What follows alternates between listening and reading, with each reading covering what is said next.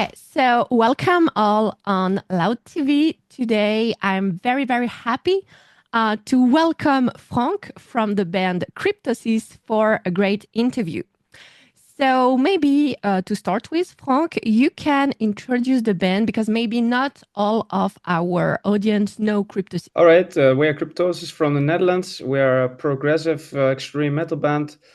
We have three band members: Lawrence on guitar and vocals, Marco on drums, and me on bass and synthesizers and Metatron. Okay, great. So, you just released a new album called Celestial Death. So, can you please let us know what is this about? Well, the idea behind Celestial Death, it refers to a profound transformation in a spiritual cosmos. It is the end of the universe as we know it. Um, it's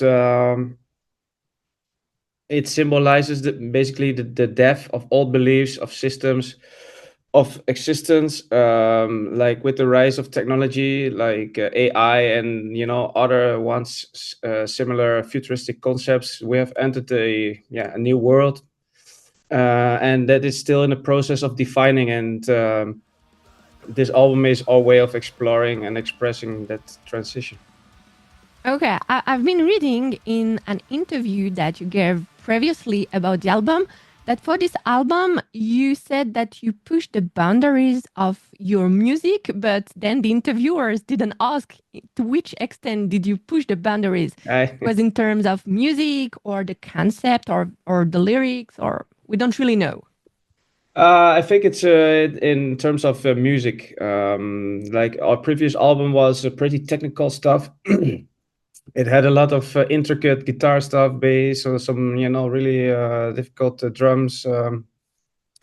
And for this album, we pushed it, with more like soundscapes, more synthesizer stuff, more like more atmospheric, and we really were, like we were looking in this direction this time, and we, pushed the sound that, like we developed and evolved our sound in this direction a lot more than on the previous album.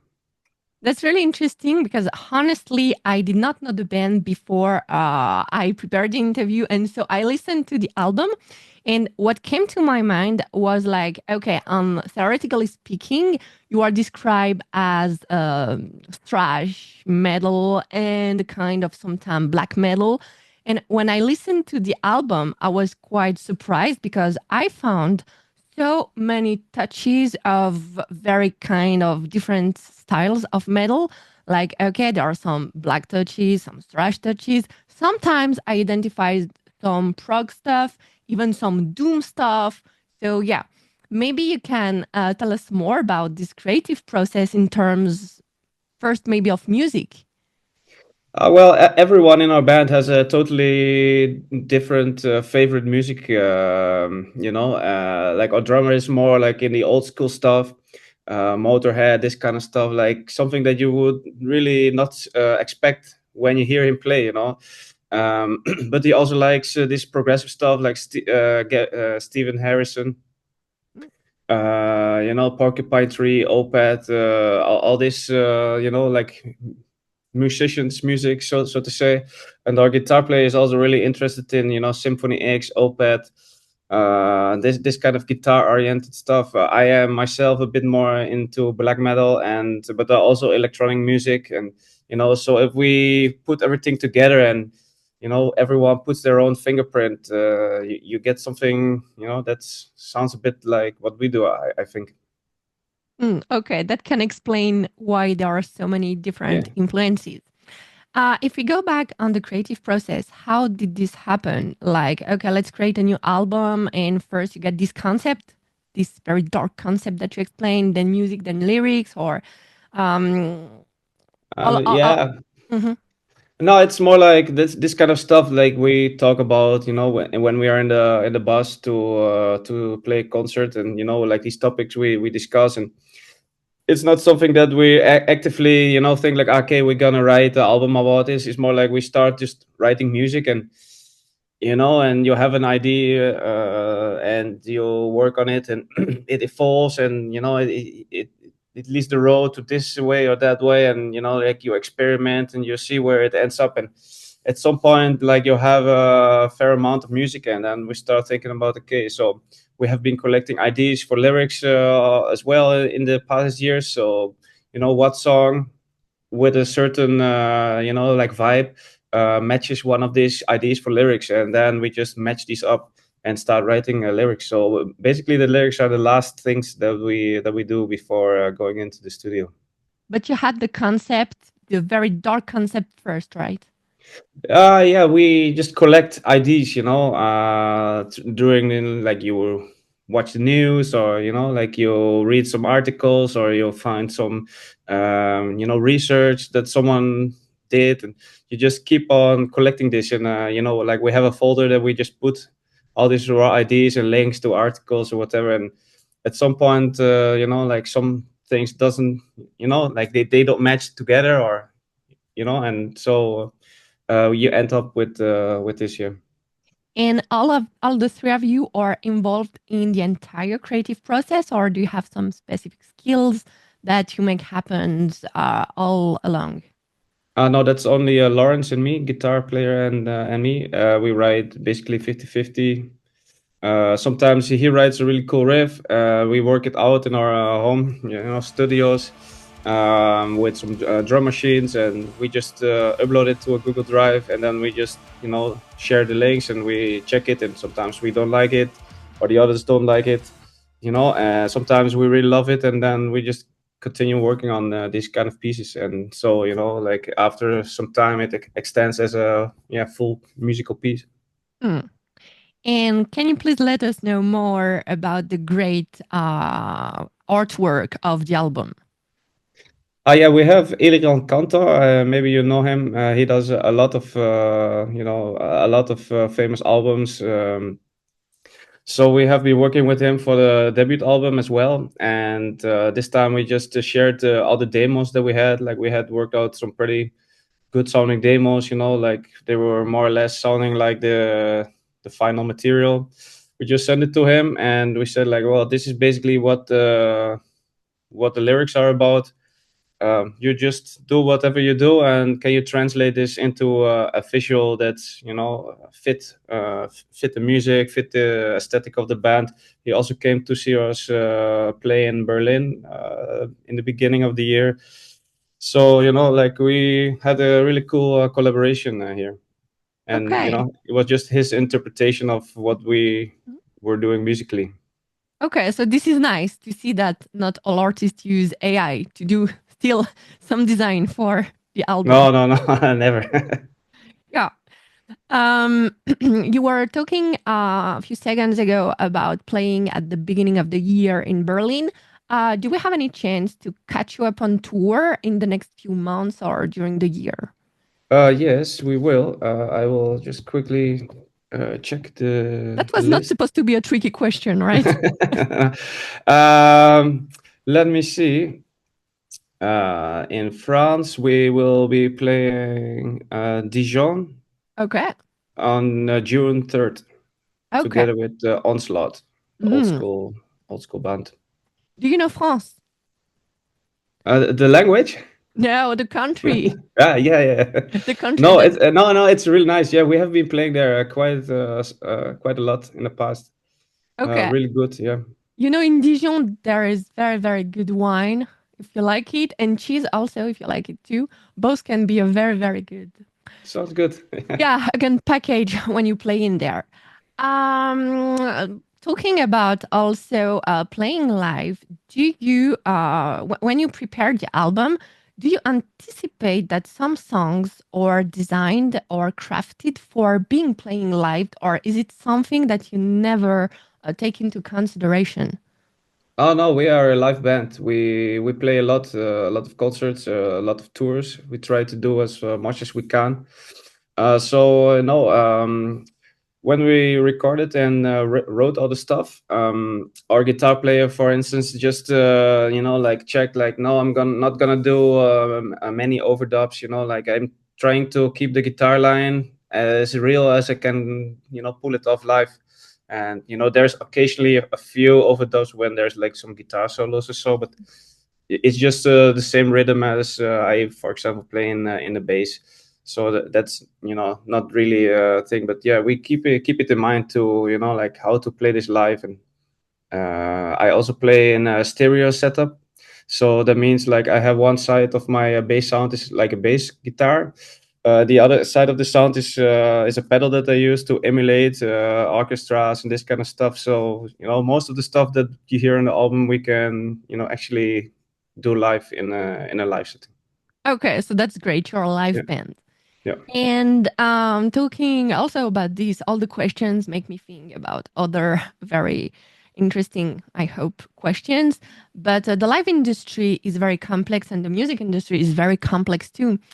So, how do you feel being on such niche kind of music, like metal, especially this kind of metal, into the music industry? How do you feel? Do you feel like it's easy, not easy, complex? Do you feel like sometimes you have some constraints for your music to fit with the market or the industry, or you don't really care about this? Well, I think when I say this, I speak for many musicians. It's basically a constant struggle uphill. Every time you think you get somewhere, then like the next day you're already back where you started. And yeah, at some point you just learn to let it go, and you just work on your own stuff, and you'll have your own goals and you work towards them. And yeah, what else can you do? It's really a Of business, right? really tough business. And money is always really tight. And yeah, it sucks, but I mean, we can't really complain. Like, we are signed to Century Media Records, is a really good record label. They give us total freedom in whatever we want to do to express ourselves. We have good partners that help us get on the road. So we're quite happy with the situation we are, but you always want more. And go further away from home, play bigger crowds.